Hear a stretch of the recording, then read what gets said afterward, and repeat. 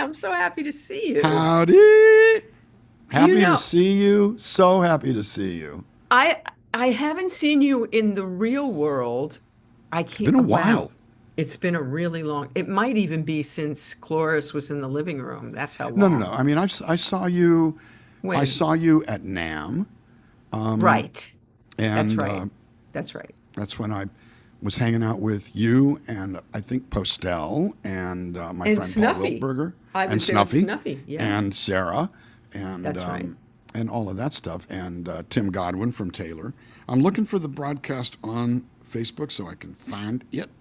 Yes, Is it so Vicki all right, Abelson so or is it a you different? let's do some of that housekeeping. So I'm going to Yo, do some of that too, and I'm going to find it, and I'm going to make sure that it's I have to turn my sound off because it'll double my sound. So you I hear talk you. for a second. You talk. Chit chat, chatty chit chit chat. Oh yeah, oh yeah. I'm looking for it. Maybe I have to find it from the other profile. If there's any Dan Fammers here, say hey. Vicky's one of the most wonderful human beings on the face of the earth and my dear friend. Okay, This good. Keep unsolicited talking. testimonial brought to you courtesy of my crazy brain. Okay, we are live on Facebook because I'm seeing it. So there we are. Sounds great. And so you guys, if you have questions for Dan, I will try to look periodically because Dan is the king of live feeds, so he knows what it's like to go to the videotape and look at the questions, and All we'll of we'll that be stuff. we'll be All of that doing that. stuff. Hi, Maria, how are you? So we'll be looking for questions, and we'll be doing that. And I'm Dan will be sharing this playing out to for the us Dan today. fam, and I'm going to share Oh, it to. excellent. So, all right. So since you're doing the sharing and we're I'm doing doing the that, sharing. I'm sharing it out to my own I'm gonna feed. put this out. Just remind people that we are indeed live right now, so look, look at us. We've got our heads down off the page. We're not looking into the camera. I'm going to try to look into the camera while I'm doing this. I hate when, I look back at the program and I see that, my eyes are looking down, but live right now. Well, the thing that I do is I put the little screen right Yeah, under the camera of so that I'm looking at the course. screen and it's right there instead of The- down there Of someplace. course, And but I think, as you still, know, I always make a point of good lights and good camera and all of that you stuff. You're a always have professional. You do the same wonderful, thing. yes, you have wonderful stuff going on. You always have wonderful. You taught me that. When I was in Montrose, my stuff always looked like crap. But I think things are better here in this They studio, huh? definitely are. Yeah, looks So, what better. part of the world do you live in now? So Encino? I am in Encino, Very cool. and we have to talk about this because your whole life has changed. So is Yes. mine, You and I actually. met up a dozen years ago. I remember it vividly Okay, because, tell the story, well, the Dan. story is you came up to me and said, I've got this group called Women Who Write. Where were Very, we, Dan? we were at the Grammy Museum, and I think it For was Lawrence Juber was playing or something like no, that. no, No? Lori Lieberman Lori Lieberman, my dear friend. and And mine. you said, I'd love to have you come and play for our women. And I remember distinctly saying, kindly and graciously, yeah, whatever. I was preoccupied. I was not a very nice person. I wasn't mean. I was dismissive. And Dismissive is a good way to put it. yeah, I was like, yeah, why, cool, whatever. And it was like a year later, of course, I discovered that you were longstanding friends with one of my best friends on the planet, Steve Postel, who I've known Who since actually, 19. Go ahead. I was going to say we've both known him since 1986, opposite Yes, coasts. Yeah. exactly. And you had mentioned to him that I had Dissed not treated you me. with, well, dissed you. Yeah, I dissed you. I mean, I didn't mean to diss you, but I, I think it's a fair thing to say that I meant to be somewhat dismissive. I was like, yeah, the characterization is I kind of said, yeah, whatever. And when someone's telling you about their creative salon that also attracts some of the most talented people in town, I mean, the people I've met through your salon. So he said, yeah, you really offended her. And I went, oh, shit. I never would want to do that. So I found you, contacted you, and apologized. And Dan, I have to tell you, we're going to get to this too, and maybe sooner than I thought. That was the first real amends I have ever, and might be the only amends I have ever gotten. actually, and I've I been in hear you. program a Well, long time. But then we actually did it in person. Do you remember where we actually met? I don't remember where we re-met the second time. No. Okay. Well, that's right. Remet. We were at the band shell. I don't remember where it was, but Mike Mm, Finnegan was playing. Postel, the Friday, right. the Levitt music. Pavilion, Pasadena. I was on That stage too, and it was Finnegan. Yes, you Rest were. his And it was soul. the first time I got to meet and hear Finnegan, who became a good friend and did my sh this show, and got to know him. And actually, he did my show very soon before he passed. He didn't even know he was sick yet, Right, actually. right. It went very quickly. But I was so blown away because he was on Electric Ladyland with Hendrix. Oh my God, are you kidding Well, I me? mean, he was a long-standing. I admired him greatly, and I had a cross paths story from the 1970s, where I played the Troubadour Hoot Night around 1974, and I was solo. And right before me, this band went on that was kicking serious butt. Mm. Mike Finnegan, Les Dudek, Bob Glaub, and they basically it so blew me away that they said somebody said, oh, they're Dave Mason's backup band, and we're going to bring a good friend of ours out, and Dave Mason came out, and I had to follow that solo, and I crawled right up my own keister. It was a valuable lesson in what not to do on stage. One of the most embarrassing, but exemplifying moments of my performing career. I learned something real important. He was a very, very special guy. And yes, that was Levitt Pavilion. I was on their board. Levitt Pavilion, right, right, Levitt right. Pavilion, now gone. They're gone. Are they? Well, Liz Levitt, the grand doyenne of the organization, passed away Hmm. last year, or earlier Oh. this year. The Levitt Pavilion became the Pasadena Pavilion for the Arts, and God knows what's happening with it now. And the foundation, which supports, I think, 8 band shells all over the country, has said that it is now going to pay down its endowment. So it's going to basically give all the money away and be out of business within 15 years, Oh, intentionally. I that's think it's terrible. terrible. Well, especially the organizations that they give money to are going to get used to it, and then what are they going to do when there's nothing there?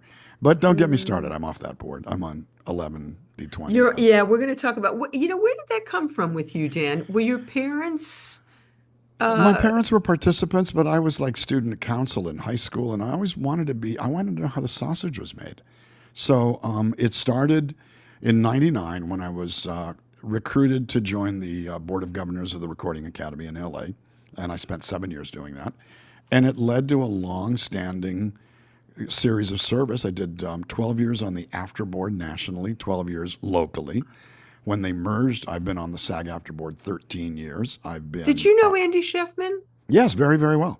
Very well. Andy He's in is my Phoenix now. He comes to my he's shows. he's my oldest I know. friend. Well, I didn't know he's your oldest friend. I mean, we He's know that we he's had him in. also my daughter's godfather. Well, he's in Phoenix now, and I see him Yes, there. I well know. He's And I'm coming to going her back in March. wedding. Hey, Andy, if you're watching, come on out. Yeah, I'll I love tell Andy. him. Andy's great. So, all right. So that's so funny. It's such a small world. So, Especially when you're old and so you don't die. thank God. I have to knock on some wood. All right, I found some wood. Exactly. So, I'm okay, also so having a bad hair day. You're going to see me do this a yeah. lot. So Well, at so my age, if we have hair days, we're happy. hair days are good days. So you're of service, but that had to start. Were you politically active when you were in Yes, did you I've yeah. always been politically active. Hmm. I've always paid attention. The first election I was truly aware of was 1960. And at the time, in my 8-year-old head, I supported Richard Nixon, not really understanding what it was about. Wow. Of course, I was 8 years old. Right. And he had been vice president. I think that's all it really was. And who is this young upstart? Like most Latinos, especially of my generation, I grew to adore John Kennedy and the family, and I was in the 7th grade when he was assassinated. I remember the moment I learned vividly, vividly. Don't we all? Don't we all? And I've always been politically inclined. My first election that I voted in was 72, George McGovern. And, it's pretty crazy what it's all come to. I mean, it's gotten wackadoodle. And I grew up in an era although I didn't support conservatism, I understood it. I don't understand this. And it's What do not you saying, what do you think is going to happen, Dan? what do I think is going to happen? Well, I hate to be a betting man and I hate to jinx anything. I think the result is I think Kamala's going to win. Thank Because God. I think yes, there are people who want the policies, and there are people who've drunk the Kool-Aid, but he's getting weirder and weirder and weirder. Did He's you getting, see what he did yesterday? you talk, With the YMCA? YMCA, and the thing is, if you listen, he's not finishing sentences. Yeah. He's not articulate. And this is, you want to give me a good, solid Mitt Romney, even Bob Dole. You know what I'm saying? George Bush Jr. was not talented, or particularly. He was an idiot. He was an kind of idiot. His father was a lifer. Yeah. I tended to fall more on the Nelson Rockefeller side of things. And Ronald Reagan was a figurehead, and very, very good at it. Okay, so I'm out in the weeds now. You're going to get probably a lot of comments over here. They say, I'm seeing stuff go up on the side. shove off snowflake. You know what? I'm entitled to my opinion, and I don't hate conservatives. I don't hate Trump. I just don't think we should give him the keys to the car. Yeah. Okay. Well, I'm glad we have that settled because we agree that Kamala is going to win. My son is convinced that it's not going to go that way, and so he every time he comes over he just breaks. We have this big because I do think she's going to win. I do think it's going to work out okay, but it's very close, and it's scary that it's so close and unnerving. If he wins, I'll meet you in Porto, Portugal, because I think that's I don't know. It's an affordable expatriate American retirement destination. Actually, Snuffy has relatives that moved to Portugal. And Portugal's fabulous. Is that where the great surf is? They're in this town that has like the best it's got surf lots of or great something. everything. I just went last month for the first time, and I fell in love with it. Oh, And I would go in a nice. heartbeat. It's affordable. You can get about a 1,500 square foot, 1,800 square foot condo for about 2,200 euros, 220,000 euros. There was a show I just watched the other night about renting 5 bedrooms, 4 baths in Andalusia, Spain. $2,600 a month. Wow. That won't get you a single in LA. Yeah, And I as you know, I moved. I left. I moved Okay, down. so Dan has moved to Idlewild. Tell us why. Well, I'm both Idlewild and Rancho Mirage. I couldn't afford to own in LA. It was getting prohibitive. I never got enough ahead to do it. My resources were gaining, and my sister said, consider the Palm Springs area. I took a look, and I thought I'd buy something to rent it out permanently, and I fell in love with the area. So I bought here 2.5 years ago. I'm living in Rancho Mirage in a nice sized place that I paid under $700,000 for. Oh, Harry was just there for 4 days. He loved it. It's fabulous. Okay, And the but now summers in are the brutal. summer, the summers they're are brutal. Yeah. They're brutal. You stay inside, or you just gird yourself like, okay, it's going to be a blast furnace for the 15 seconds it takes me to get into the car. My garage is air conditioned, so it's all good. But I bought a second home up in Idlewild at 6,000 feet, where it's 30 degrees cooler. It snows up there, and both houses cost less than a 1,200 square foot, 2-bedroom, 1-bath in West LA. Wow. So, and I commute for sessions. I'm still working. I'm still doing shows, and I'm producing an artist named Jessie Lynn Madera. I did her most recent record, a year ago, and we're already getting started on the new one. I'm still doing voice work and animation. Haven't sung. So how much of a pain in the... Okay, so since I last spoke with you, an agent came and found me, and now I'm an actress again somehow. Yay. Anyway, so all the auditions for actors now, 90% are self-tapes. Right. So is that the case for you as well? So that you don't have to come in... self-taping voice auditions since 2007. I've been doing it for 17 years. Wow. So I'm good at it. I have a whole microphone set up in each house and a spare that I keep in my touring car, so that I've always got a good solid mic set up on the road. So This you setup never is have to show up for an audition? very rarely, and when I do, 2 years ago I was asked to show up for a session to dub TV series into English, and they wanted to see me in person. I happened to have a day off. I cashed in some points. I spent a tiny bit of money. I flew home, flew back, and got 2 jobs within 12 hours, and I've done a dozen series dubbing into English. And Wow. it's you don't need to know the language; you just need to know how to hit a mark. There's 2 series coming. One called Interesting. State of Siege. It's a documentary. The other one is called Cada Minuto Cuenta, which is Every Minute Counts. Wait a About minute, you the don't have to know the language? No, because you're changing it into English. You just have to read the script. It's on a horizontal crawl with a vertical line, and you just read it and you hit it when it hits. And if you end too soon, you do it again and slow it down. And you're trying to put your Fascinating. voice into the other face. Wow, that's And fascinating. I like doing new things. I like being busy. I'm not inclined to idle time. So I drive in and out. I'm still doing Family Guy and American Dad after 22 years. And That's so unbelievable. I did 2 episodes on Well, you're not Wednesday. phoning those in. No, those I show up. Yeah. I show up. Invincible for Amazon Prime. I've been doing those from all over the country: Washington D.C., Atlanta, Wow. and actually during the Screen Actors Guild after a strike, I was on the Uh-huh. negotiating committee, and KPFK asked me to do an interview show.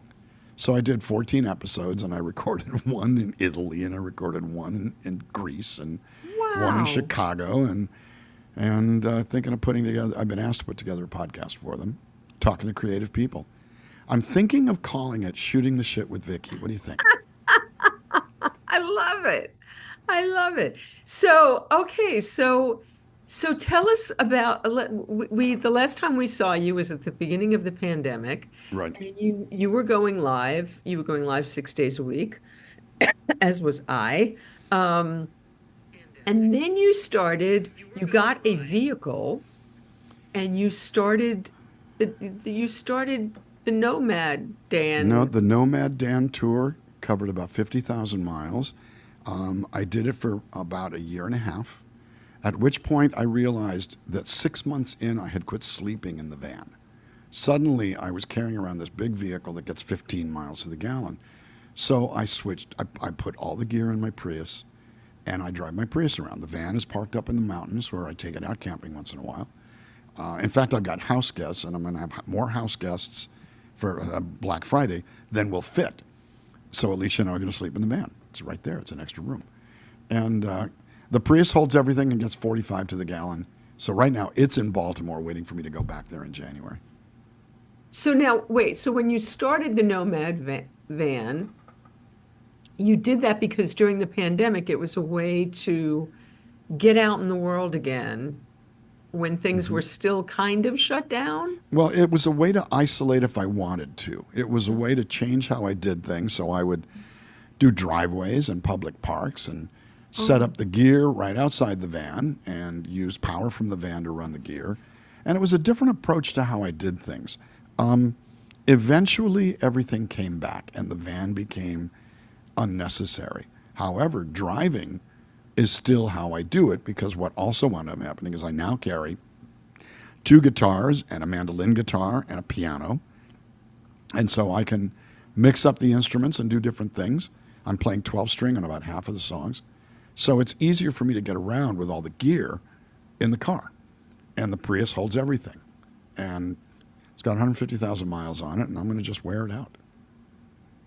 I got you. And so how much time are you spending on the road now? About a little better than half. More Wow. than usually, basically about last year was 2023 was 189 days. 2024 is coming out at 170 days. And I'm actually hoping to pull it back to about 140. I want time at home. I just don't want to retire. Okay, that sounds fair. And how much of your time would you say you're spending in Rancho Mirage as opposed to Idlewild? It's about well, it's seasonal. So lately, I've been in the desert because I've had things to do down here. A couple things to do to the house and a couple of medical things. Nothing urgent, but stuff where Hmm. they've got better medical down here. Hmm. So I haven't been in the mountains as much as I'd hoped. But I will move down from the mountains permanently at the end of October and stay down here where it's 70 degrees. We do tend to do Christmas up in the mountains because it's gorgeous and it's cold. Hmm. Hmm. And usually, sometime in late January, it starts snowing. And in 2023, it was a lot of snow, 4 feet. Last year was not so bad. But it's like, it's also an hour and 10 minutes away. So I'll sit here and say, yeah, I'm going to the mountains, and just go and have a different place without. And the drive up there is, it's a steep climb. At first it's desert rocks, then it's desert scrub brush, then it's low brush and green bushes, then it's pines, then it's mountains. And it's only an hour and something for you? 46 miles, an hour and 10 minutes. Wow. And it's easy peasy to get up there. The drive is beautiful. There's a rise you come over about the halfway point where you expect Barbara Stanwyck and Lorne Greene to come riding up on horses. You know what I mean?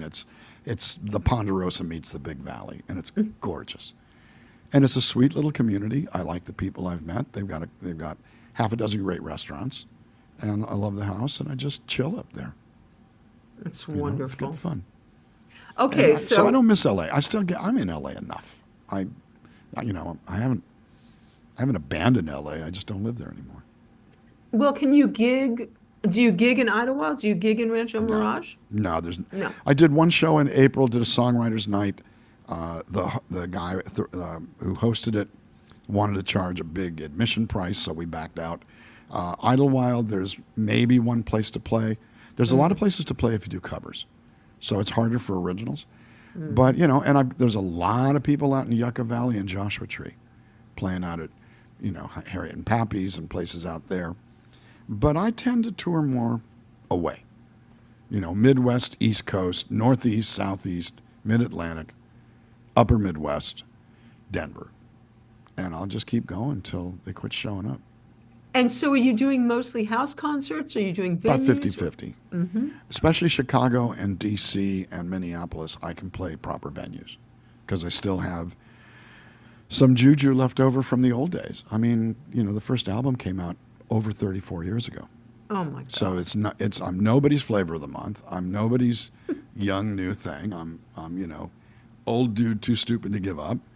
But frankly, I'm having fun, and I know what's going on. They're getting something out of it. It doesn't. I mean, I sell out three shows in a row in a 100-seater in Chicago. Next February, I'll sell out 2 shows at 198, and you go where the going's good. I can't draw 1,000-seaters, but I don't need to. I love it. And then you've in other towns, you've got places where you go back on a rotating basis, and you have your people. Yep. And the contour has been I do the same gigs over and over again, and then add a couple every year. So it's been getting busier and busier. And I'm going to pull it back a little, but not much, to be honest. I mean, I might stay away from the areas where I have to work really hard and draw 15 people. I don't need to do those anymore. But so now, if you don't have your Nomad van anymore, when you get to these towns, where do you stay? About better than half the time with friends, and other times I get hotels, and I can beat up a hotel real well. I get good prices on nice places, but over the years I've got friends all over the country who are all too happy to put me up, Nice. and I get to visit with them. And it's really one of the reasons I don't quit touring is I wouldn't see my friends anymore. So, I keep going.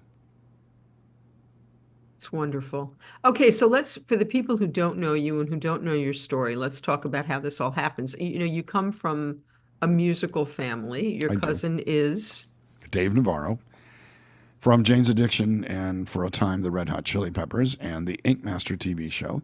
He is 15 years younger than I am. I started out before he did and succeeded as a folky songwriter. And he decided to take the hard rock route and hit the dinger. I mean, we're talking multi-million record sales, massive concerts, legendary, and frankly, I think influential. Everybody points to Nirvana, but I honestly think if there hadn't been Jane's Addiction, there never could have been a Nirvana. Because the notion at that point in time that there would be a hard rock music that speaks to the dissatisfaction of the people with the status quo, as opposed to party, party, party, girls, girls, girls, which is what hair metal was all about. And so it was a different approach. Jane's Addiction blazed that trail. Nirvana blew the doors wide open. So did Pearl Jam and Mother Love Bone and all the various incarnations of Soundgarden and Sonic Youth and all of it that really mattered. and created a music that was telling something that was important. I adore my cousin. We don't see each other very often because of our schedules. We love each other like crazy. And, he's my bro. So now, was music a part of? There was a time when your family's very close, especially, yes. And was there a time when you were little, was music a part of the culture of your family? Music was everything. Was music, literature, film, spirited conversation. We were encouraged to have a point of view.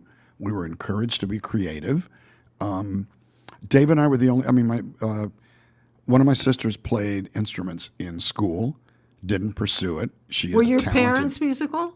My father was a writer, and my mother was an artist.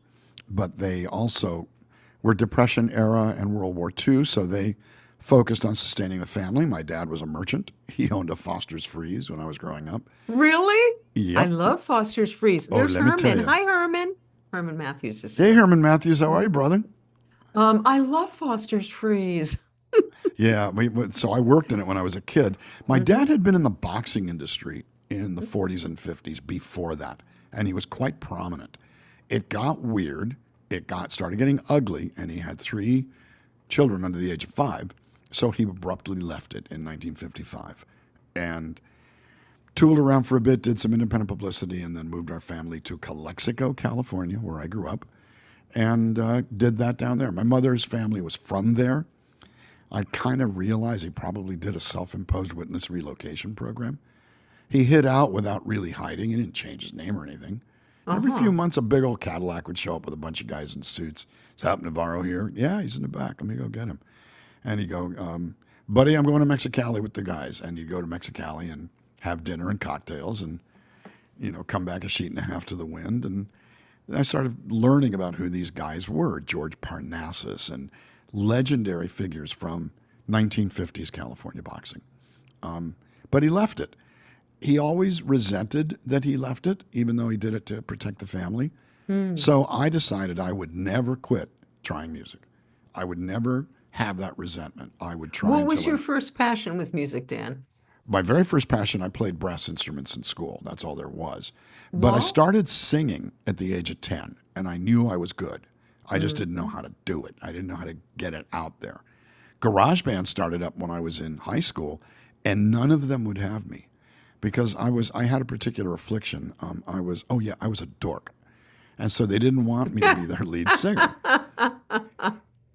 I left town. I went to UCLA and started as a freshman and started pursuing music there. And these people had no idea that I was a dork. And so they're going, hey, you're pretty good, man. And I just kept putting one foot after the other. And I started focusing on songwriting in college. But that was the James Taylor, Cat Stevens, Carole King, Crosby, Stills and Nash, Joni Mitchell, Neil Young era when that was it. So I learned to play acoustic guitar and I started writing songs, and I should show you some pictures from that era that crack you up. Oh my God, I'd love to see them. They're a riot. And so were you a solo artist? Were you in I bands? was a solo artist. I was a solo artist. I had a trio for a little while, but I was a solo artist until I met Eric Lowen. And then he and I started singing together. And how did that happen, Dan? How did we you were guys... singing waiters in a restaurant starting in 1970. I started there in 77. Okay, you have to talk about that restaurant because I know there were some other luminaries that came out of that restaurant. Well, it was, it was the illusion of being in music, but we were waiting tables. And what restaurant was it? There were 3 locations: Great American Food and Beverage Company, and our location was also known as High Pockets. It was a smaller place on La Cienega and Santa Monica in West Hollywood. And across the street from Elektra Records, everybody came in. I mean, Diana Ross came in when she was dating Gene Simmons, and people would come in all the time. And you would serve tables, but then you'd grab a guitar and you would play. Eric and I decided to try to up the ante on the quality. Wait, would you of the play music. covers or would you play? We mostly play covers because that's what people wanted to hear. I do my own stuff and nobody cared. I mean, if they didn't know it, they would talk during the meal. Right, of course. And I actually learned how to keep going while the audience wasn't listening, which was a very valuable experience. And we got good at what we did, and we sang together brilliantly. And I asked him to start a band, and he said no. So wait, did you just happen to start? Did you play with other people Yeah, there? we And sat you in with kind of just everybody. found each other? That's how we found each other as vocalists. We were sitting in with somebody, Mm-hmm. and we started to harmonize and hit the same note. We realized it and both went to the other note. Realized that, kind of like when Laurel and Hardy would try to go through the doorway. So I made a hand signal like this that meant switch. He stayed high, I stayed low, and we locked, and we barely knew the song. And we both kind of went like, oh my gosh, this is you, this is it. We did not get along. We didn't like each other very much. I was envious of him because he was tall and really good looking and easy away with the women and a better guitar than me and taller in the whole 9 yards. And he was envious of how I could write.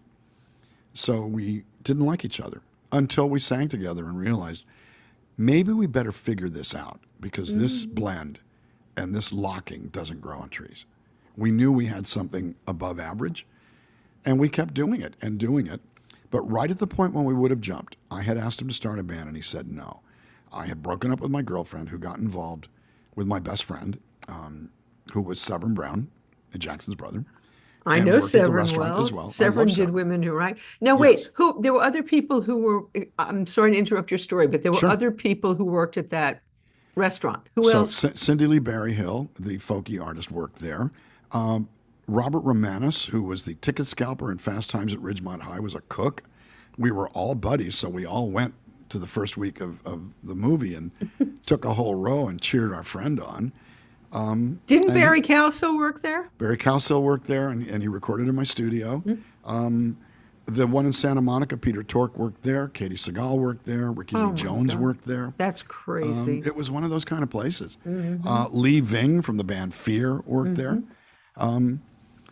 And we were probably the two that came out and did, in many ways, the best. I'm not saying we did better than Ricky Lee Jones, but we were there I was there for 4 years. And Eric was there for about 3. And that's where we developed our chops. Well, there reached a point where I also had a second job as an assistant to a music manager, and he was going to close his company and move to London. Well, my job is going away. My girlfriend's gone. In fairness, I broke up with her, and she got involved with Severin. They didn't do anything wrong. I still righteously took the opportunity to be angry at both of them. But so I had Eric didn't want to start a band, so I moved to London. Didn't you for a and year. Postel just play at Severin's place? We did. like- We just played at Severin's house. It's always great. At the Abbey, where in the 70s I spent long days and nights there. A lot of time at the Abbey. And we were dear, dear friends. It was, I went to go live in London to go work for this music manager. And it was 8 months. It changed my life. I opened my head up to some things. I actually called Lowen every 2 days from the office on their dime, telling him what was going on. And when I got back from London, we joined a band, which I was in for 3 years until it looked like it wasn't going anywhere. My family situation was getting tough. Dave's mom had been killed. I was working for my Uncle Mike, Dave's dad, in his office, and it was becoming How a was career. Dave's mom killed? She was breaking up with her boyfriend, and he would not have it. It was a well-known, well-documented case of domestic violence. It took them 8 years to find the guy. He disappeared. America's Most Wanted helped with that. Dave did a film about it 9 years ago, called Morning Sun, and explains the whole thing. It was a gut-wrenching tragedy for the whole family because she was an exceptional human being. But in the midst of all of that, I quit the band. I gave up music, decided I was going to be an advertising guy, and that was it. It was over. I was done. I was 31. I'm figuring, well, you haven't made it. You've had a couple songs on records, but that's it. Time to put kids' toys away. And I quit. 2 months later, out of the blue, Eric, with whom I had stopped speaking because I was mad at him, calls me up out of the blue. Says, Why were you mad at him? Because he said, you got to choose between the band and your job. I said, well, there's no choice. I've got my family situation. I've got the Were you tragedy. already a dad? No, I hadn't met my ex-wife yet. I met her in '94. I was in my 40s. No, it was just, there was no way to keep going with the band that was going nowhere, especially when the company was looming and the family situation. And he made me make a choice. He forced me to make a choice. And I couldn't choose the band.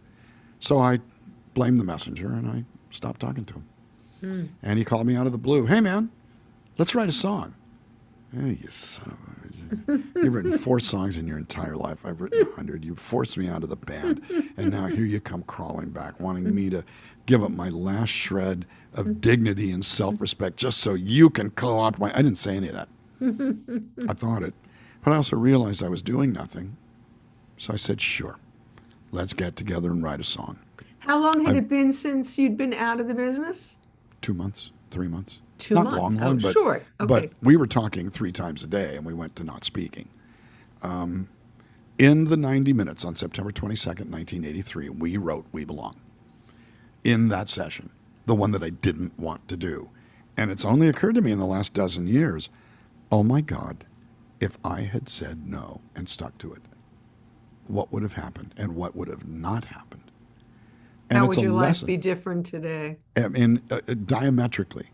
It's a lesson I teach to classes at high schools and colleges where I talk about this sort of stuff. You miss 100% of the shots you don't take.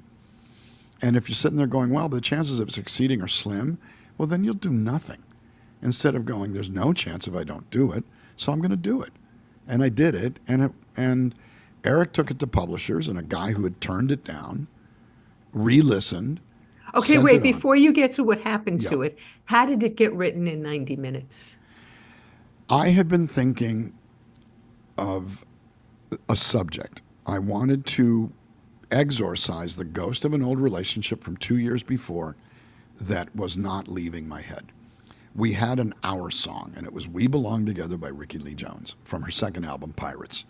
So I went into the session going, I want to end up with a song that says "We Belong Together." The idea being, it doesn't matter if you're here or not, doesn't matter if you admit it or not, doesn't even matter if you agree. We belong together. Complete and utter bullpucky. But that's what I felt.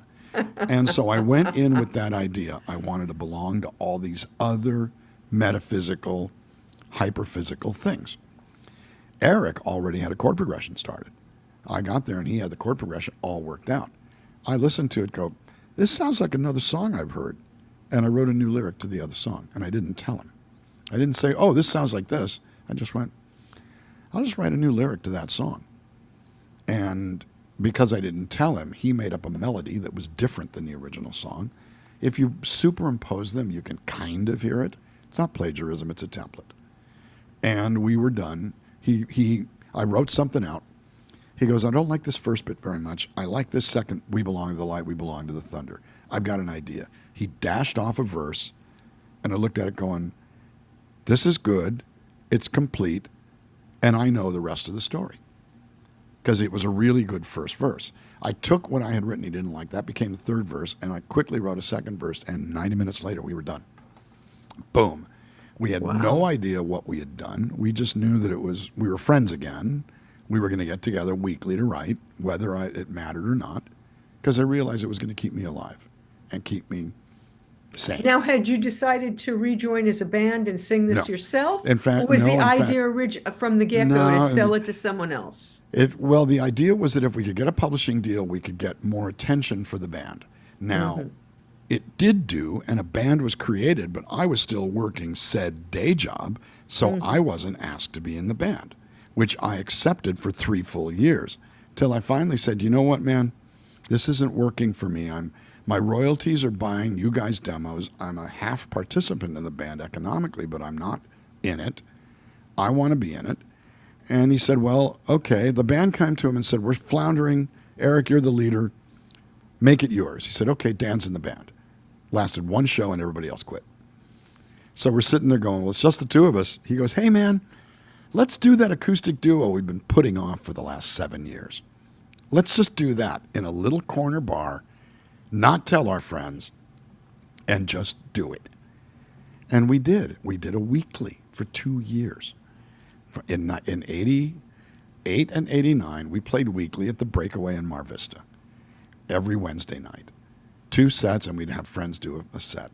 The crowd started growing, and they got bigger. And all of a sudden, people started coming in going, hey, what do you think about making a record? And Stephen Powers from Chameleon Records came in. We had sung on one of his artist albums, sang some harmonies. He liked what we sounded like, and he signed us up.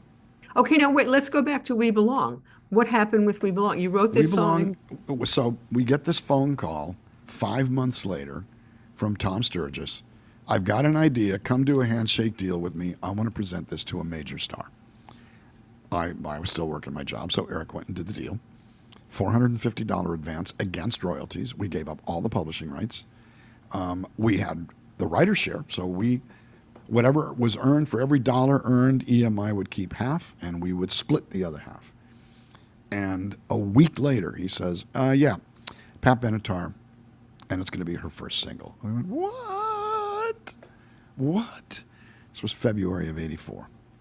What? I just, what? And it took a while to sink in. We heard it in August, and they said that, by all indications, it's going to be a big hit. I gave notice at my job, but I gave 6 months notice. I didn't leave until February of '85. And it came out, and it was a massive hit. And I'm sitting there going, I don't really understand what just happened, but I'm diving head first. So I did leave the job. Eric wasn't working anyway, and we dove head first into being pro songwriters and following the rocky road that led to, which was, some cuts immediately, then nothing, then through a coincidence, well, not that much, Eric's girlfriend, soon-to-be wife, was best friends with Susanna Hoffs at the Bangles from high school. So we're all sitting around on rockin' New Year's Eve going into 1987 from '86. Walk Like an Egyptian is #1 on the charts. And we're sitting there with Sue, and they're on Dick Clark's Rockin' New Year's Eve. I go, hey, you're right there, but you're right here. And she says, we should write together. So we went, okay. And we wound up writing a bunch of songs with her. Later with Mickey Steele, the bass player, who I had known from the '70s when I met her in a bar and helped her get a job at the record store I worked for. I was a Tower Records guy. So I worked with her. This was '87. I had worked with her in '77, 10 years before. And she remembered me from the old days, of course, and wow, I love your song with Sue. Let's write something. So I wrote two songs with Sue and one with Mickey, ended up on Bangles Records. And then we decided to kind of chuck that all and go be artists in a van all over the country, figuring we're in our late 30s by this point, going, this is only going to last a couple of years. Let's just go milk it. That was 34 years ago. And there have been valuable lessons in persistence and faith and good fortune and bad fortune and what you do when things aren't working out and how you do what you believe in, because there's no great reward for doing something you hate. And at least you'll love what you do and you'll love how you do it. And, I didn't really know I was a success until about 5 years ago. How so?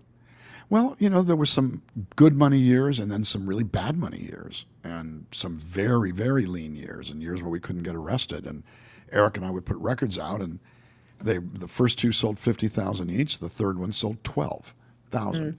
Mm-hmm. We got dropped by our label when we were 43 and 44. So that was the end of that. We put out our own records. We sold far fewer of them, but made more money, and we got proactive and kind of helped reinvent the 21st century, so to speak. We did a Kickstarter before Kickstarter existed. We went to the fan base for money to make a couple of records and raised $150,000. We toured relentlessly. We started our own company. I got us a barcode number with the U.S. Code Council, and I got a Red Book number so I could create my own ISRC codes. Everybody does those with the record pressers now. I do my own because we had the foresight to really start a small record company and see how far we could take it. We're a footnote, but it's also never going away. Between that, coincidentally in 1988, I started singing in Spanish language commercials. A friend of mine got me in. A friend of mine heard me. A friend of mine invited me to do a session in his garage for $100. And I did. Drove from Los Feliz to Long Beach. And there was a woman on the date who was a contractor. Hey, I like you. I think you're pretty good. I'll give you a call. A month later, hey, get square with After. I've got a Miller beer commercial for you. Okay, what's it cost? $600 to get square. Great. How much am I going to make? $250. I'm $350 down from the get-go. You miss 100% of the shots you don't take. So I did it. I mean, 100% chance I won't get in if I say, screw it, I'm not going to make any money. So I was down $350 to start. I get scared. I walk into the session freaked out. It's going to be too Spanish. I'm not going to be able to understand them. I'm Latino and I speak some Spanish. I'm fluent now. Right. But then it was like, and I uttered some words, literally, verbatim. I remember this for a reason. You're a loser. It's not going to be La Bamba. It's going to be hard. And I walked into the session and the producer says, okay, so you guys are all singing La Bamba. The reason I remember it verbatim is not just because that was ironic and hysterical, but these hallmarks of persistence and faith and going for it in the face of you don't know what's going to happen. Better than even chance, nothing. Mm-hmm. But you do it anyway. And I have had things work out. You know, I had dated a woman who was a casting director. We didn't take, but we stayed friends. She called me one day and said, how do you feel about doing some unidentifiable like noise voices on an animated series? It's a brand new one and it's a union rate, but it's a very, very cheap rate. It's not full day rate with residuals. It's special ability extra. You'll make $100 a show, no residuals. I went, sure. Why not? The rate has gone up a little bit since, but that was Family Guy. And I've done over 250 episodes of Family Guy, over 250 episodes of American Dad. And since then, I've been branching out. I mean, I did Invincible and The Boys Diabolical and Ultra City Smiths and Pantheon and BoJack Horseman because I got into the pool. And someone says, you want to go swimming? You don't have a swimsuit? Cut your jeans off. Do it anyway. So that's my approach. And I go for it. Try things I've never tried before, like writing a book or hosting my own show, like someone I know on this call who keeps swinging away and has good things to do and good things to say, my friend Vicki. You get it. You do it. You live it. And if anybody gives a darn who's listening, just have faith in yourself and try. How bad can it be? Yeah, you're a yes man. It certainly The works. only answer is yes. I listen to interviews with actors. Well, you know, I was offered that role, but I turned it down. And I go, now maybe if you're an Oscar-winning actor and they give you something that's substandard, but the stories out there of people who've turned down, quote, substandard scripts and they turn into massive hits and well-regarded. I'm not a turned-down work guy. That's why I flew home from Baltimore for that audition to do the dubbing. That's why I get a gig and I drive back. Would you fly home for an audition, or you flew home for a gig, not for an audition, right? I flew home for an audition in November of 2022. And I figured it out. They had heard me send things in, but they wanted to see me. And I'm thinking, they know who I am. They know what I can do. This is as good as a callback. I need to figure it out. $800 round trip. Oh, wait, I've got points. I knocked it down to 400. Oh, wait, I've got a voucher from some screwed up flights from September. So this was 2 months later. So it cost me $200 to go. Left Baltimore at 6:30 in the morning. Landed, did the audition, went back, flew back, landed back at Baltimore at midnight. The next day, I'm driving from Baltimore to Syracuse, and I get a call. Yeah, we've got 2 series we want you to do. So I got 2 gigs from it by going home for an audition. Wow. How bad can it be? You miss 100% of the shots you don't take. So I did it, and I'll do it again. Why not?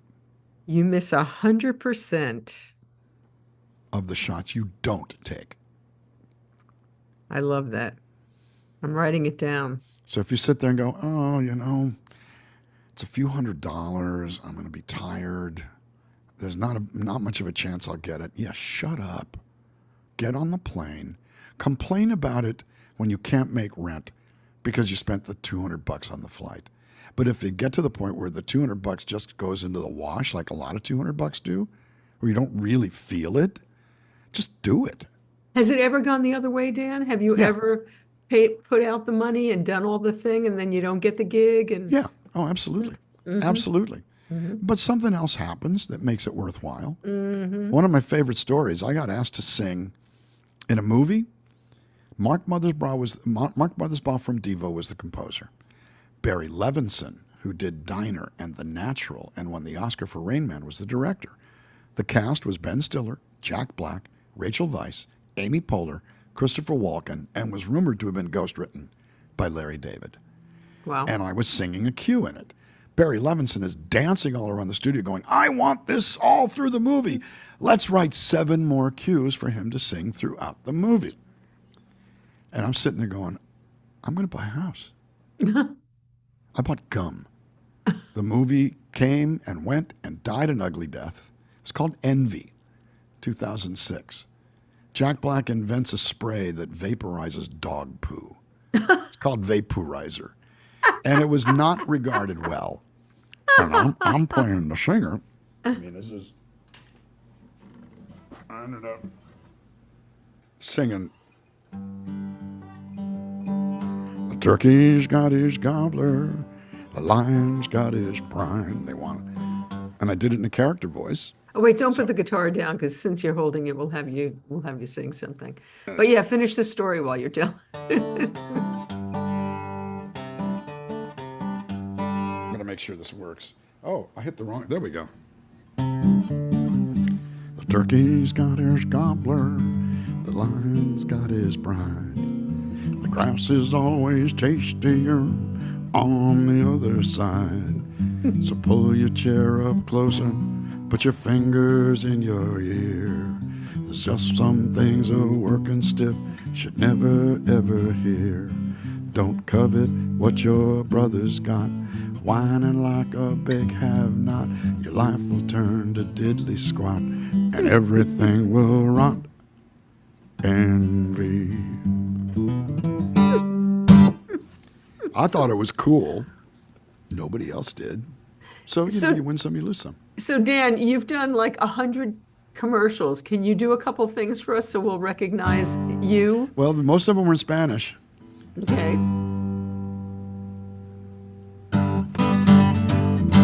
Este es nuestro ritmo, qué sabor.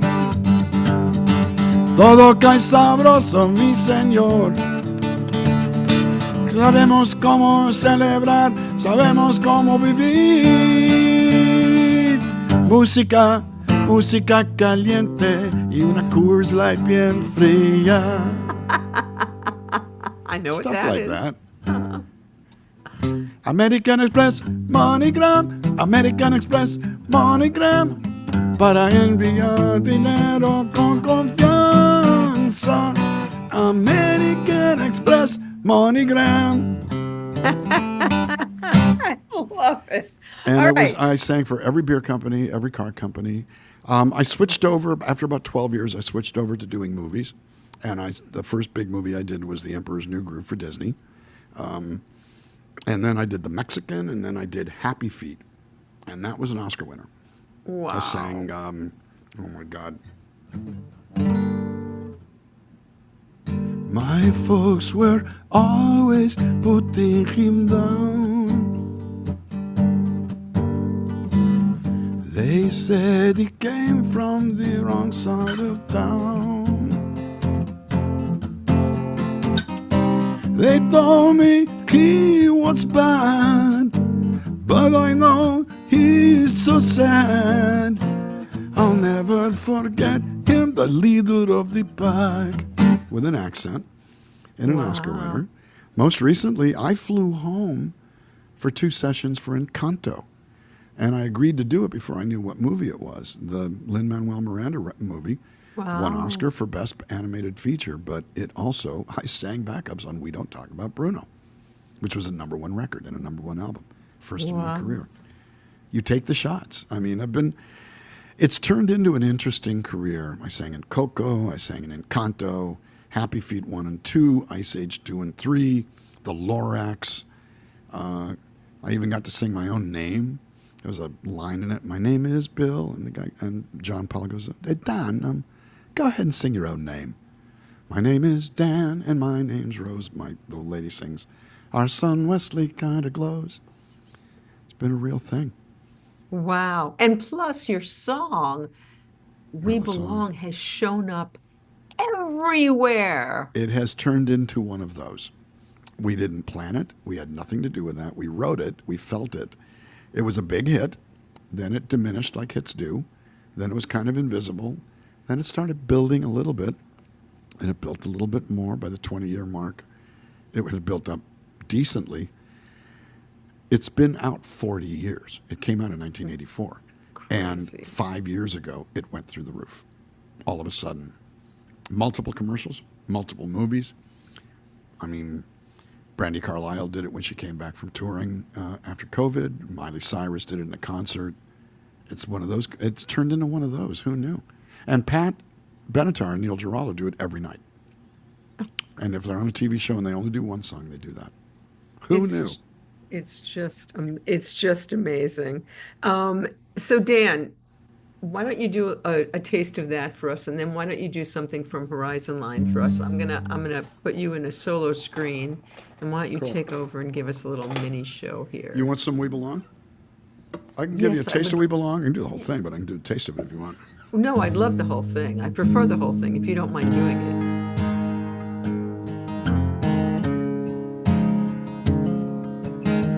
20 times I tried to tell you, 20 times I cried alone. Always I'm surprised how well you cut my feelings to the bone. Don't wanna leave you really, just wanna break the ice. Do I look silly to you when I yield to your advice? When you say we belong to the light, we belong to the thunder. We belong to the sound of the words we've both fallen under. Whatever we deny or embrace, for worse or for better, we belong, we belong, we belong together. I gotta change something over here real quick because it's really, really, really heavily reverbed. Maybe it's a sign of weakness when I don't know what to say. Maybe I just wouldn't know what to do with my strength anyway. Have we become a habit? Do we distort the facts? Now there's no looking forward, but there's no turning back when you say we belong to the light, we belong to the thunder. We belong to the sound of the words we've both fallen under. Whatever we deny or embrace, for worse or for better, we belong, we belong, we belong together.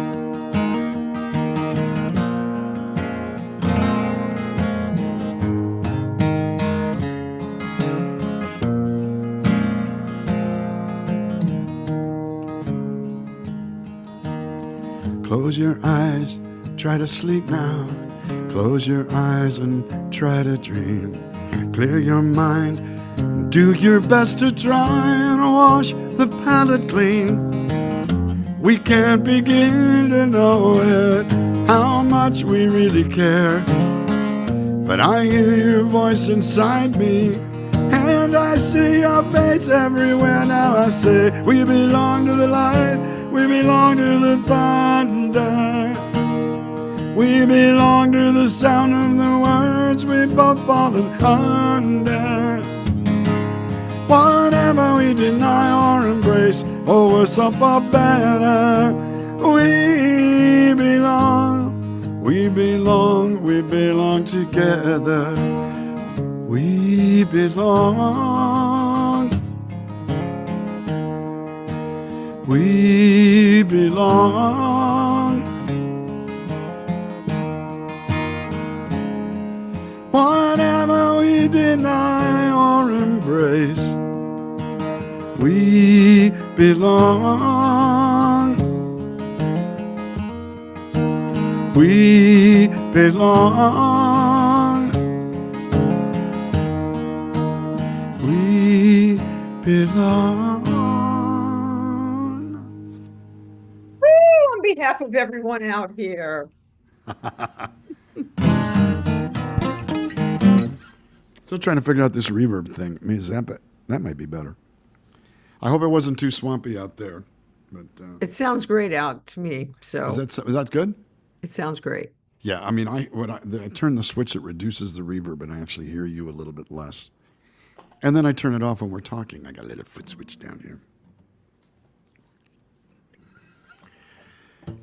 And so, how are you? How are you doing? I'm gonna Wait, interview no. you for Before we get to me, so play. While you got your guitar. Here, wait. I have you in single shot. So play something from the new record from Horizon Line. Tell us what you're gonna play. Well, there's a couple of choices. There's the title track is about staying persistent. It's a rocker. My favorite track is one that I wrote with Preston Sturgis, who passed away in May. Preston, I loved him. He sent me a lyric that was just out of this world, and kind of a dark. I'm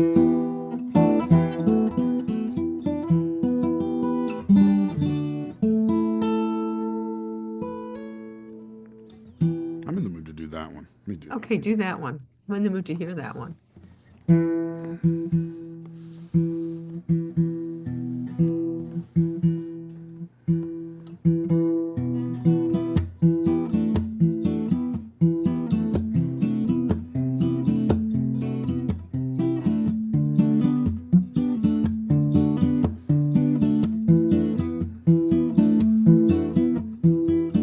Give up my sadness, I promise.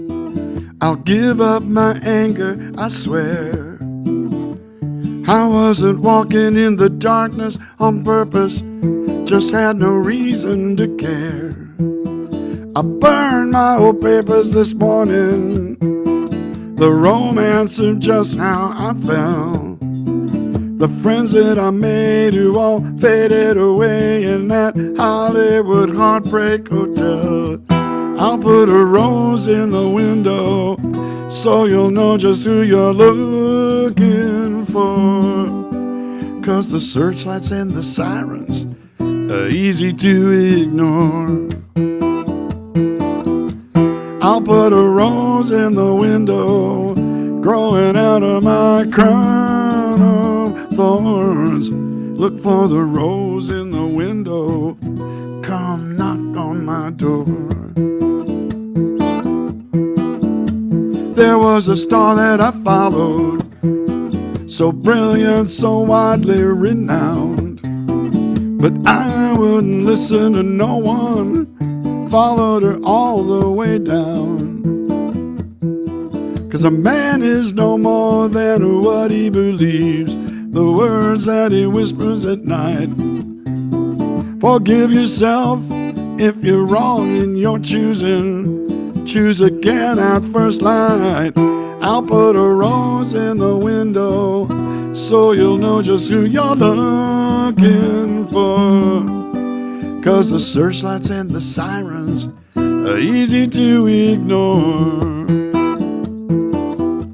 I'll put a rose in the window growing out of my crown of thorns. Look for the rose in the window, come knock on my door.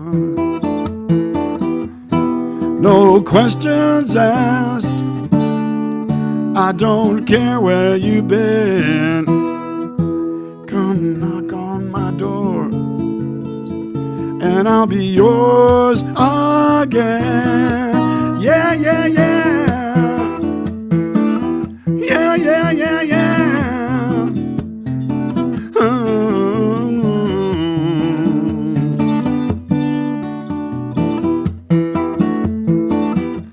I'll put a rose in the window so you'll know just who you're looking for.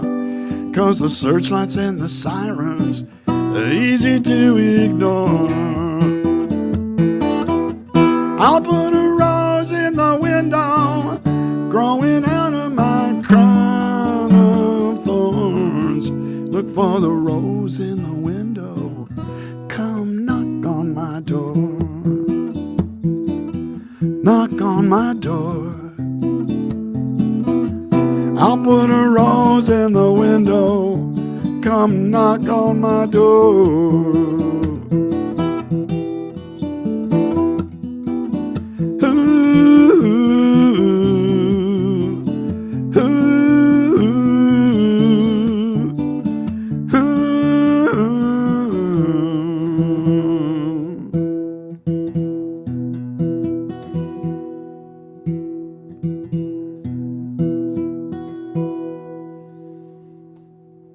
Oh, Dan, that's a beautiful song. Thank Oh, you.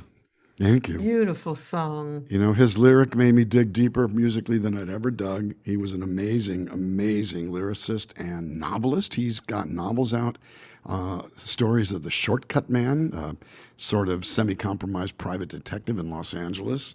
He's cut from the same piece of cloth as James Ellroy or, you know, any of those guys.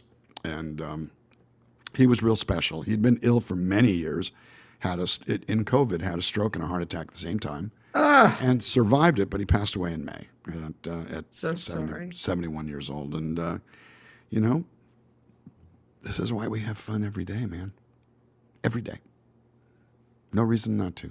And speaking of having fun every day, you and I do that differently now than we used to. Yes, This indeed. is something else we were going to talk about. Well, you know, the thing is, I mean, I have more fun since then. Not I do less. too. Much more fun. What you're talking about, of course, is the 6.5 years I've been sober. And I love every minute of it. I will say, without compromising you too much, that when I was very, very, very first sober, you were an encouraging force for me. We went to some meetings together. I wasn't in jeopardy, but you No, helped make it easier. I'm going to proclaim that I was your Eskimo, Dan, because it was Yep, before yep. you got sober, actually. Well, that's true. There's that too. There's that too. Well, because I had quit drinking, but that had nothing to do with sobriety. Right. Absolutely nothing to do with sobriety. Because we And both had the same drug of choice. oh, yeah. And I was Yeah. constant daily, you know, what was it? Yeah, wake and bake, whatever you want to call it. The weed. It was the weed. The I- weed and- smoke. Yeah. I loved me my weed. Me too. Well, here's something. I did love it. I didn't hate it, and I didn't think I could stop. But when I decided to get sober, I'm sitting there going, well, it's not sober. You already tried not drinking. It's not sober if you don't get rid of the weed. I threw away $200 worth of weed and an $80 pipe, and threw them away. And I'm sitting there going, I could have just saved them. For what? It's like saving. You know what's saving it just in case is? It's like keeping your little black book after you get married. No, you don't need it anymore. You don't want it anymore. So I threw it away. I didn't give it away. I chucked it. And I've never looked back, and I've never been happier.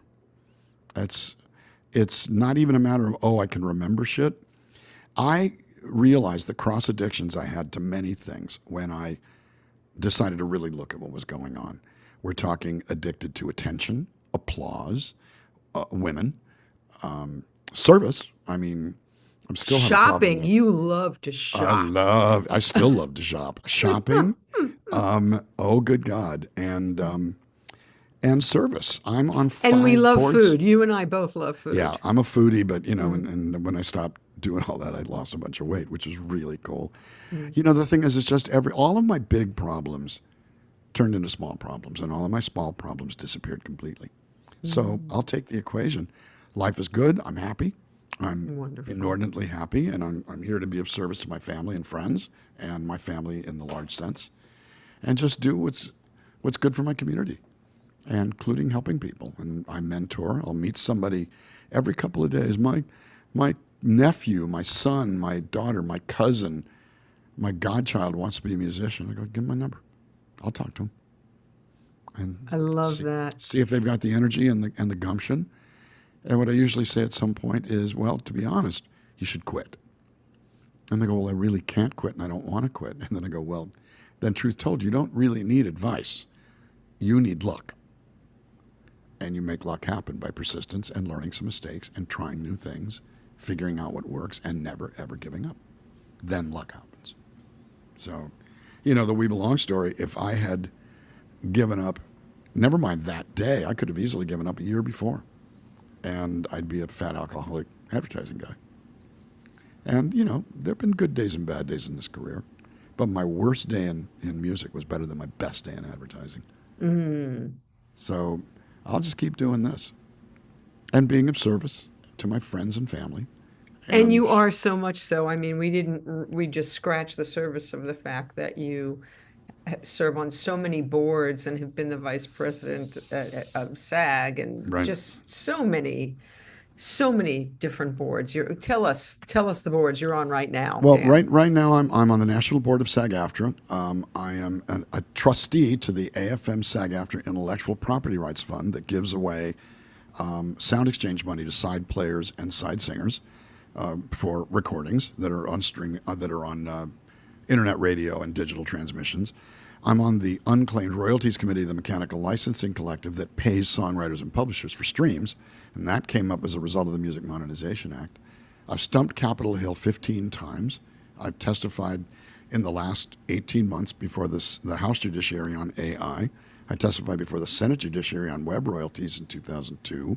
Wait, let's talk about this AI thing for a moment. I was telling Sure. you before we went on the air, I'm going to see Robert Downey Jr. in his Broadway debut in this show McNeil, which is about AI. What was you testified? Can you give us a little nugget of what Sure. Generative AI simply learns from existing material how to create probabilities, approximate this and that, maximize tendencies that are in the prompts that are put into it to get it to produce something. It essentially cops bits of other creative material to create something new. It falls into, to me, a distinctly tough area with regard to copyright because it is learning on copyrighted material. Right. And not giving either, well, I came up with a phrase on the fly, literally on the fly, and it's become quoted, which is the way to, I mean, first of all, many in my community would like to see AI outlawed. It's not going to happen. Right. No new technology has ever been squashed in the name of a workforce, or really even in the name of society. You know, think automobiles, nuclear weapons, computers, it doesn't matter. If we can do it, we will. And the idea is how do we use it responsibly? So I said, well, look, we're not going to kill AI, but as far as I'm concerned, if you're going to learn on my material, and they said, well, wait a minute. I mean, well, these machines are going to be learning on billions of pieces of material. Well, that's possible. But if it's asked to impersonate Willie Nelson, it's learning on one piece of material. So depends on how you want to look at the funnel. Is it open in your direction or is it open in the other direction? Just like the family tree. You start with you, goes backwards to millions of people, goes forwards to millions of people. Still, there is still something at the crux. And if I can't opt out, that ain't cool. You know, Mark Zuckerberg said voice actors are really overestimating their value to these models. We just will move on without them. Well, here's the thing. Do not force me to underestimate my product just because it's expedient for you. Yeah, you're going to move on? Great. That's my prerogative, is to say you can't use me unless you pay me. You don't want to pay me? Too much trouble? Then I'll opt out, and I'll live with that. The thing that I coined was the concept of the 3 C's. Consent, credit, compensation. If you get my consent, give me credit, and compensate me, I'm cool. Now, SAG-AFTRA, AI was one of its big premises in the strike, and we held out for longer because it wasn't happening right. And industry offered us $1 billion in gains, but didn't have AI right. And we knew what was going to happen. We were going to turn it down, and they're going to go, greedy actors, man, they walked away from $1 billion. They're just greedy. No, we need AI right because it's an extinction event. And we got it right. Informed consent, compensation for the time you would have worked, and limited use to the project only. And beyond that, you got to start all over again, get consent, and pay me. That's all we really want. Now, the ability for it to create things that can be of value, I'll be right up front with you. I could make a whole brand new Lowen and Navarro record by sampling and ingesting Eric Lowen's voice, and he's been dead for 12 years. That would be cool. with his permission, with his family's permission, with credit, with compensation. So So wait, tell me what they are, the three C's are again? consent, Uh-huh. and SAG-AFTRA's called it informed consent. Not just do you agree to do it, you got to know how it's going to be used. Uh-huh. Consent, credit, compensation. The three C's. The Artist Rights Alliance has used that, and I just joined their board. So that's four. And then I'm also an advisory trustee to the ALS associations, the ALS network here in California. I've been on others, participated with Nashville Songwriters Association on the legislative committee, got off of the local SAG-AFTRA board. I want a little more free time, but I'm going to keep showing up and swinging away because industry, especially tech, doesn't want to have to deal with any of it because it's a pain in the neck. I get it. Oh, God, paying those pesky artists. Well, heck, you're learning on our stuff. And so, sorry, if you want to use me, you're going to have to pay me. Now, if I do my job properly, you can use any of them, you're going to have to pay them. So whether you pay me or someone else doesn't matter. Do you think, Dan, like we put, somebody wanted to show me how it works a while ago, and they put in my name and a paragraph from my book to see if AI could duplicate my style. And it didn't at all. It was ridiculous. It Right. was terrible. But do you think there are songwriters who like sit there and start with AI to come up with new ideas? Do you think that's going to happen if it's I think not it already is. happening? Well, the Copyright Office came out and said if something is created by AI, you can't copyright it. And so if you can't copyright what you've created, then you can't protect it and you can't properly monetize it. So the purpose of doing it is just it's a parlor game. But yeah, I think that people But they will, could start there, right? they'll could, use it. They'll use it as song starters. They'll use it as song finishers. I've got a verse and a chorus. I don't know where else to go. Feed it in and see what it produces, and that could be really, really cool. By the same Wow. token, the laws, the ethics behind it are still being organized. So I have signed up with something called the Human Artistry Campaign that believes that the best art is created by humans. Art-like things can be created by, I'm going to call them machines, but I think at that point what you could end up having is what I call brown food product. It will sustain life, but it will never excite you. And you know what it's like to go into a place and a recipe that's just unusual and you go, oh my God. Well, we live for those goosebumps. But if you can't get a goosebump, you can't give a goosebump. So yeah, throw all the AI generated music at me you want. You know what it's going to be used for? Hold buttons, EDM instrumental, genre-based stuff that is just, hit the hallmarks, make it sound like salsa or make it sound like rap or make it sound like country, and it's going to be fine. I heard a piece that was created by AI. The lyric was actual gibberish because it hadn't. Now, will it get better? Yes. Will it get more sophisticated? Without question. Am I buying? I will confess that I own stock in NVIDIA and Microsoft and Apple and Broadcom because this is where it's going. What I want is ethical use, and I'd say that there's a challenge that's now issued. I, as a songwriter, have to get better to do what humans can do, which is, let's say, create the saddest song in the world that makes you happy when you hear it. That's contrary to AI concepts, to create those inverse relationships. I asked an AI programmer that I met 18 months ago, can you do, they said, we can do snark. I go, cool. Can you do sarcasm? Can you do sarcasm? And she said, not yet. Because sarcasm, think that one through. Sarcasm is a very sincere statement that means the opposite of what you intend. Oh, yeah, I want to sleep with you and your pets. In other words, it's like, and it can't do that yet because it doesn't understand yet that subtle line between humor and dumb. What did they say in Oh, Spinal Tap? interesting. It's a fine line between clever and really stupid. But it really is. And that fine line is human. And we've seen writers, musicians, actors, playwrights, comics fail. Oh, too far or not far enough about when they hit it. When you get a Sam Kinison or a Robin Williams or a Lenny Bruce or a George Carlin, only, I mean, could a AI come up with, you can prick your finger, but you can't finger your prick, and that cleverness that to me is very human. Maybe it can create inverse relationships, ironic relationships.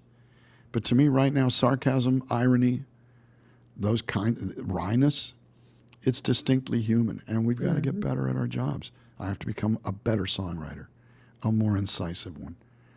Most guys my age, by the time they've been doing it as long as I have, they just kind of, I don't have the energy. And we don't feel the things we felt when we were younger. Well, I'll tell you something very encouraging. I saw Eric Clapton on Saturday night, and I have a lot of feelings about Clapton because of his whole anti-vaxxing and all of this kind of stuff. But he has a new song called The Call. I think it's called The Call. And I think it's one of his best songs in decades. And it's about his sobriety and someone who was a mentor to him early in his career who was not sober and who died not sober. And it's a very emotional, very deep, beautiful song. He rose to the occasion. It's a gorgeous song. And it happens. Look what happened a couple of years ago. Bonnie Raitt, who was never known for being a writer, fabulous interpreter, wrote occasionally, wins the Best Song Grammy 2 years ago. And I'm thinking, oh, they threw her a gift because she's Bonnie Raitt. She's a legacy. They saw her name. They figured, yeah, let's do that. It's got to be some kind of charity case. And then I heard the song called Just Like That, about a woman who goes to the front door of a man who had inherited, if that's the right word, her late son's heart in a transplant. And I heard the song and I was laid out. And so here she is in her 70s writing something that good, that strong, that deep, and that incisive. And the reason is she dug deep and she took a chance. There is no great art without risk. None. You can create something decent by going through the motions, but to me, why bother? And will I write a song as good as I've written in the past? Maybe not. I'm going to try. I have no doubt you will, Dan, and I can't wait to hear it. And I adore you, and it's been so wonderful to spend time with you again. And I hope we do it in the real world very soon. Well, I'm going to try to get up there. I'm not touring much in November and December, so I'm going to try to get up there. Well, I would love to see you, and thank you so much for doing this again. I love you. I love you right back. And hey, everybody, check out Vicki's other shows because she kills it. It's always great to see you. You too. And I'll talk to you soon. Thanks for having me. And it's time to go watch the Mets kill the Dodgers. The Dodgers kill the Mets. we should say this before we go. We went to a Dodgers-Mets playoff game in 2015 together. And I figured, what cooler person to bring than a dyed-in-the-wool, not just my dear friend, but a dyed-in-the-wool Mets fan. Mets won. Mets won. And hopefully, and right now it's 1-1. Hopefully they are right now, too. Well, I'd like to see it go to 7 because I already have tickets for Game 7 of this Do series. you? Yeah, I do. So that's too exciting. All right, my darling. Well, love to you and love to Dan. home. And I will see